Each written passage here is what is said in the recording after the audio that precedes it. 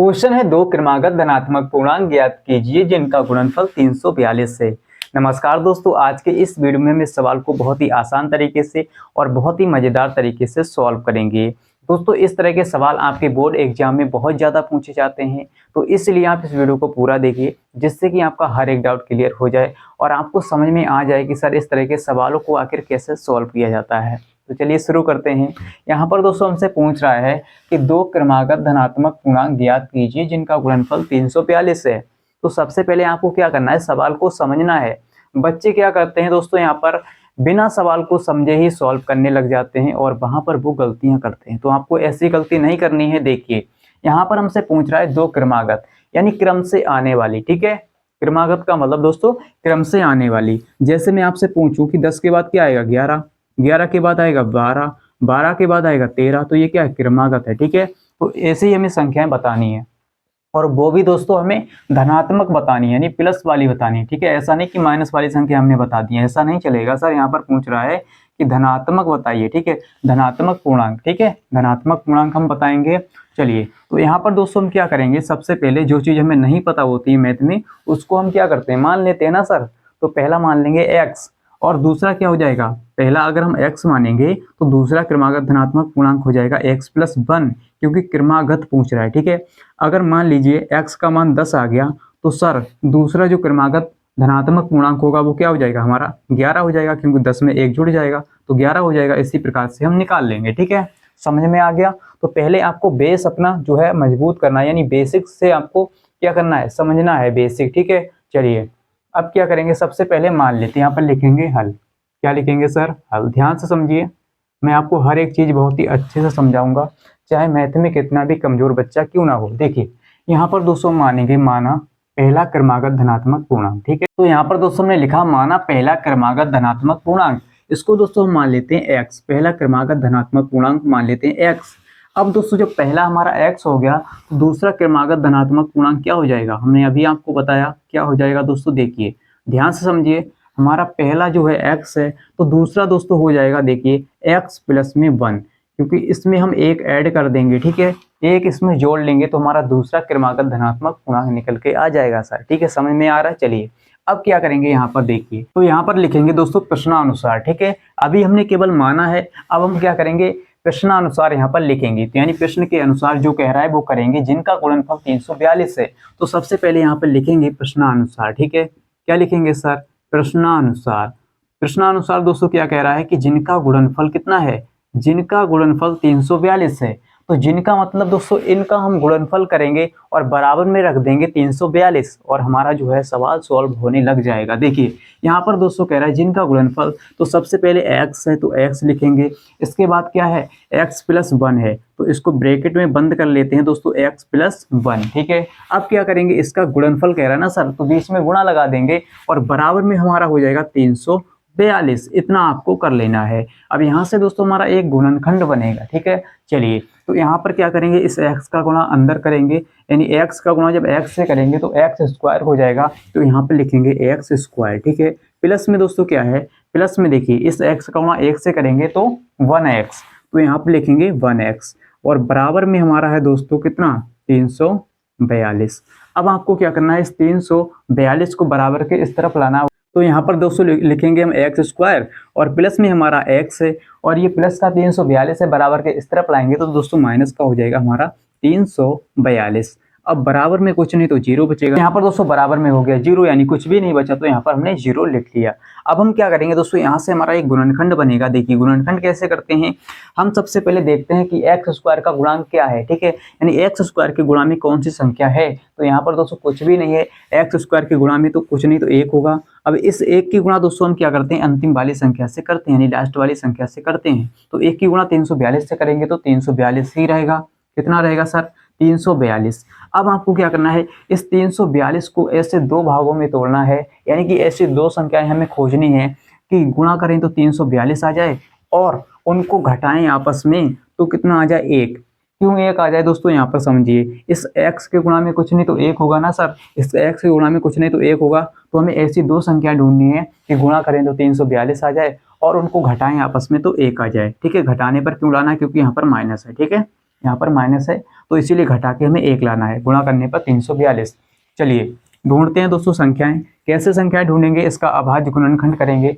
यानी देखिए सबसे पहले 2 से लगाएंगे इसको, तो 2 एकम 2 और यहाँ पर 1 बचा, यहाँ पर हो जाएगा 14, 2 सत्ते 14 और ये 2 एकम 2। अब क्या करेंगे यहाँ पर देखिए, अब दोस्तों ये 2 से नहीं लगेगा तो 3 से लगाएंगे, 3 से लगा के देखते हैं, 3 पंजे 15, यहाँ पर 2 बचा दोस्तों, तो यहाँ पर हो जाएगा 21। ठीक है, तो 3 सत्ते 21, 3 सत्ते 21। अब क्या करेंगे, इसको किससे लगाएंगे, 3 से लगाएंगे, फिर से 3 से लगाते हैं, तो 3 एकम 3 और यहाँ पर 2 बचा, 3 नेम 27। यहाँ पर दोस्तों हमारा रह गया 19। ठीक है, अब आप क्या करेंगे, अब हमें संख्याएं ढूंढनी है, संख्याएं खोजनी है, 2 संख्याएं ऐसे हम बनाएंगे। देखिए इस 19 को अभी ऐसे ही रहने देते हैं।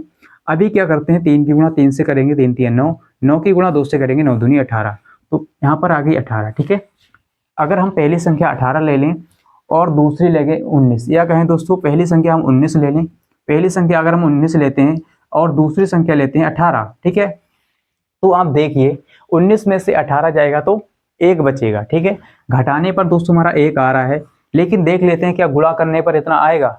हाँ सर आएगा ना गुणा करने पर। देखिए तो दोस्तों अगर हम 18 की गुणा 19 से करेंगे तो हमारा आ जाएगा 342। ठीक है, आप इसको करके देख सकते हैं, तो 342 ही आएगा। हमें दोस्तों 2 संख्याएं मिल गई बहुत ही आसानी से। अब हम क्या करेंगे यहाँ पर दोस्तों, तो यहाँ पर अब हम क्या करेंगे, गुणनखंड करेंगे। ठीक है, चलिए इसका गुणनखंड करते हैं दोस्तों। यहाँ पर संख्या दोस्तों में कौन कौन सी मिली हैं, 19 और 18। तो 19 में से 18 घटाएंगे तो कितना बचेगा सर, 1 बचेगा ना। तो यहाँ पर हम लिखेंगे, देखिए एक्स स्क्वायर अभी ऐसा ही रहने देते हैं, प्लस में क्या हो जाएगा 19 और माइनस में 18 और ब्रैकेट के बाहर में x और माइनस का 342 और बराबर में दोस्तों कुछ नहीं तो 0। ठीक है, अब क्या करेंगे, एक्स स्क्वायर प्लस, अब इस x की गुणा अंदर करेंगे तो 19x हो जाएगा, और दोस्तों माइनस का इस 18 की गुणा भी x से करेंगे तो माइनस का 18x और माइनस का 342 हमारा चल रहा है, बराबर में कुछ नहीं तो 0। ठीक है, अब क्या करेंगे सर, तो यहाँ पर दोस्तों हम क्या करेंगे, 2 पद का जोड़ा बनाएंगे। ठीक है, पहले इन 2 पदों से कॉमन, फिर इन 2 पदों से कॉमन लेंगे, जो एक जैसा होगा हम उसको ब्रैकेट के बाहर लिख लेंगे। ठीक है, चलिए पहले इन 2 पदों से हम कॉमन लेते हैं। तो यहाँ पर दोस्तों क्या कॉमन है, देखिए यहाँ x है, यहाँ भी x है, तो x हो जाएगा हमारा कॉमन, तो एक x कॉमन हो गया, तो एक x अंदर बचेगा और प्लस में ये वाला 19 बचेगा। ठीक है, क्योंकि x कॉमन हो गया। अब इन 2 पदों से हम कॉमन लेते हैं, तो यहाँ पर माइनस का हम लेंगे 18 कॉमन। ठीक है, माइनस का 18 कॉमन क्यों लेंगे दोस्तों, क्योंकि 342 का जब हम अभाज्य गुणनखंड करते हैं तो उसके गुणनखंड क्या आते हैं, देखिए 18 और 19 संख्याएं आती हैं, 18 गुणा 19, तो जब 18 कॉमन ले लेंगे तो यहाँ पर बचेगा 19। ठीक है, वो भी प्लस का, तो पहले यहाँ पर क्या बचेगा, x बचेगा प्लस का, और यहाँ पर प्लस का बचेगा 19, क्योंकि दोस्तों हमने माइनस चिन्ह कॉमन लिया तो सभी प्लस के हो जाएंगे, और बराबर में दोस्तों कुछ भी नहीं तो 0। ठीक है, तो यहाँ पर हो गया x प्लस 19, और दोस्तों हमारे सेम ब्रैकेट हो गई x प्लस 19, x प्लस 19। अब यहाँ पर इसको हम सॉल्व कर लेते हैं। ठीक है, चलिए यहाँ पर दोस्तों देखिए क्या करेंगे, एक ब्रैकेट में इसको लिखेंगे x माइनस 18 को, तो यहाँ पर हमने लिखा x माइनस 18। ठीक है, x माइनस 18 को एक ब्रैकेट में लिखेंगे, इसके बाद x प्लस 19 को हम ले लेंगे कॉमन, तो इसको एक जगह पर लिखेंगे x प्लस 19। ठीक है, तो यहाँ पर हो जाएगा दोस्तों x और प्लस में 19 और बराबर में दोस्तों कुछ भी नहीं तो 0। ठीक है, 0 चल रहा है हमारा। अब क्या करेंगे, यहाँ से देखिए एक बार इसके बराबर 0 रखेंगे, x माइनस 18 बराबर 0। फिर क्या यहाँ पर दोस्तों क्या हो जाएगा, देखिए जब इसके बराबर 0 रखेंगे तो ये माइनस का है, उधर जाएगा तो प्लस का हो जाएगा, तो यहाँ पर हो जाएगा दोस्तों x बराबर प्लस का 18। ठीक है, क्योंकि ये दोस्तों क्या है, माइनस का, इधर जाएगा तो प्लस का, तो यहाँ पर हो गया x बराबर 18। अब एक बार इसके बराबर 0 रखेंगे, x प्लस 19 बराबर 0। ठीक है, तो यहाँ पर दोस्तों क्या हो जाएगा, x माइनस, देखिए x बराबर हो जाएगा दोस्तों माइनस का 19, क्योंकि ये प्लस का है, इधर जाएगा तो माइनस का हो जाएगा दोस्तों 19।